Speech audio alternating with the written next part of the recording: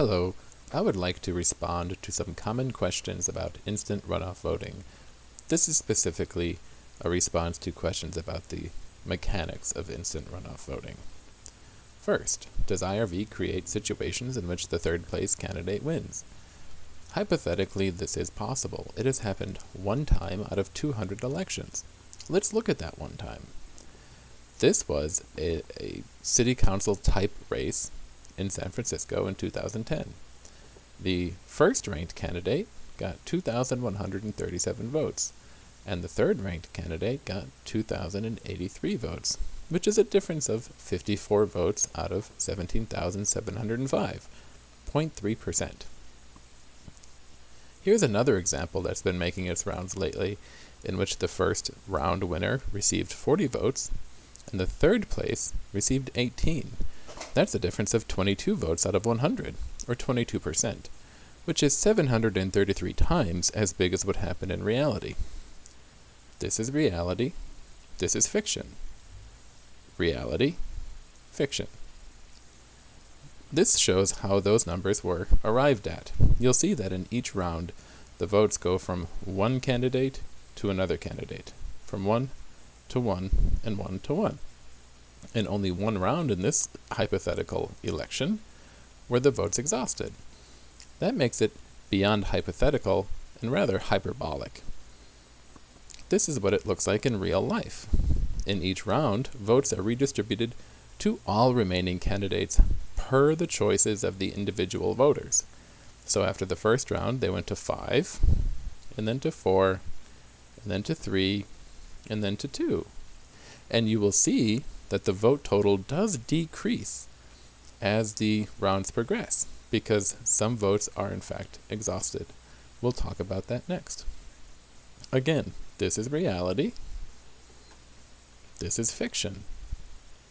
Reality, fiction. When you build an argument with an utterly false premise, you can only reach an utterly unsound conclusion. Let's talk about these exhausted ballots, because it has been said that they are the same as throwing votes out. That is not true. Let's have a look. Let's use the example from the hypothetical situation that's been making its rounds. Out of 100 voters, this is how they vote in the first round, what we would call a general. In current practices, we would have a runoff between Janice and Emily. However, these 100 voters would not all show up again. Typically speaking, only 20 voters show up out of 120%. So we'd have 20 voters. And I just made up these numbers to say that, let's say Janice wins with 15 out of 5. So out of these 100 voters, 40 originally chose Janice, but in the runoff, we'll say 15 did, beating Emily. We don't know what happened to these other 80 citizens.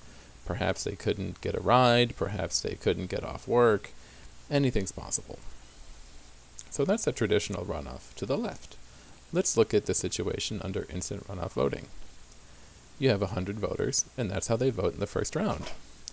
After a few rounds of elimination, you are left with the votes of 89 voters, 11 have been exhausted, and 45 of those voters prefer Steve to Janice.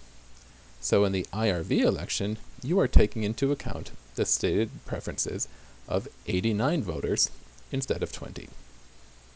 That's how it works. Another argument that has come up is that somebody can win without the majority of the votes cast in the first round. It happens all the time in Memphis right now, and in many votes with runoff elections. Let's have a look. This is from 2015 in Memphis. You can see at the bottom, District 7, and the top 2 vote-getters in the general were Anthony Anderson and Berlin Boyd. Anthony received 2,340. Berlin Boyd received 2,577. In the runoff, Anthony received 709. Berlin received 1,196. You can see that Berlin Boyd received fewer votes in the runoff than his top competitor did in the general. This holds true for every race on this slide. So our current runoff system nearly ensures that the eventual winner will not win a majority of the votes from the general election. So does this violate one person, one vote? Absolutely not. because every voter has the exact same voting potential.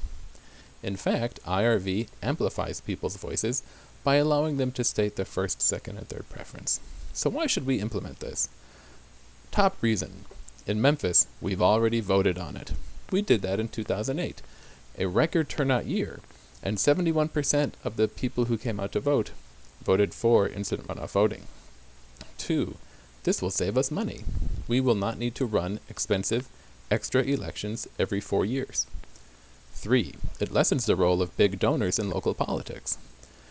Your candidates will not be able to go to their donors a second time to raise more money to argue against just one other candidate. They will have to use their campaign donations against the full slate of candidates that run for a position. Lastly, IRV gives voice to people who are disenfranchised by our current runoff system. Let's have a look. Here you see two maps. On the left, there's a map of the runoff turnout in 2015 as a percentage of the general turnout in each precinct. This spot here is where 51% of the voters in the general were able to vote in the runoff. In these lighter areas, as few as 5% of the voters from the general were able to vote in the runoff. On the right-hand side, you'll see a map of median household income. You'll see a dark section in the middle and lighter sections to the north and south. That looks pretty similar to the map on the left. So we could guess that median household income is a pretty fair predictor of runoff turnout, meaning that our current system disproportionately disenfranchises people who live in areas with lower median household income.